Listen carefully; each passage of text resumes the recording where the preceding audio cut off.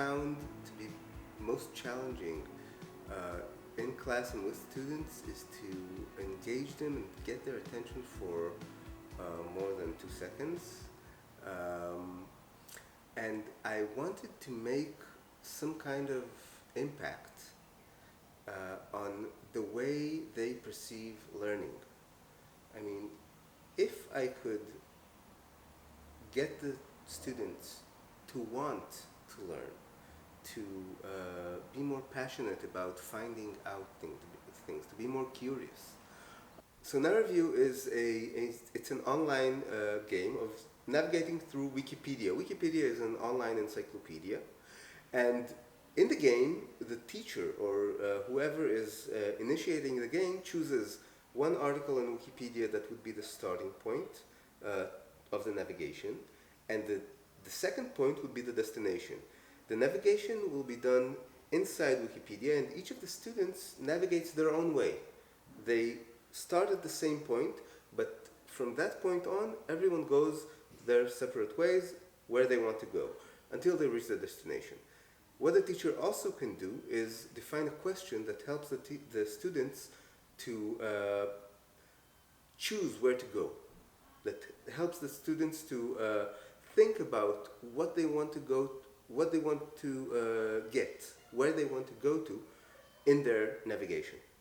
When I was teaching history, I used this game for, in one particular instance, I used it for alternative assessment method, and what I did, it was at the end of a subject, I think it was the rise of Nazi Germany, or the acceptance of Nazism in Germany in 1933.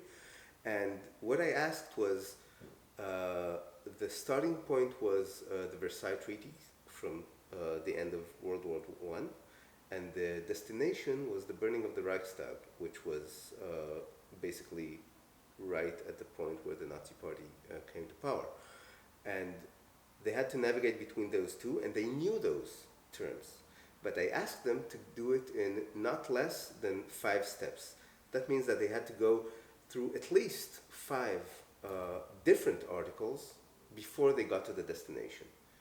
And what I asked them was, how was it possible for the German people to elect democratically a party that was, by definition, anti-democratic? And that was just the summary activity. This is the summary activity for this whole thing. And of course I got their answers. And their answers were, for me, as a teacher, a very good tool for assessing what they understood. The map was amazing because they went through articles that we didn't talk about, but were related, and they learned from that very small game something extra. What we get, or what the students get from this game is a very diverse set of skills and experiences, because they get to first of all choose their own way. They decide where to go, and they determine their path of learning.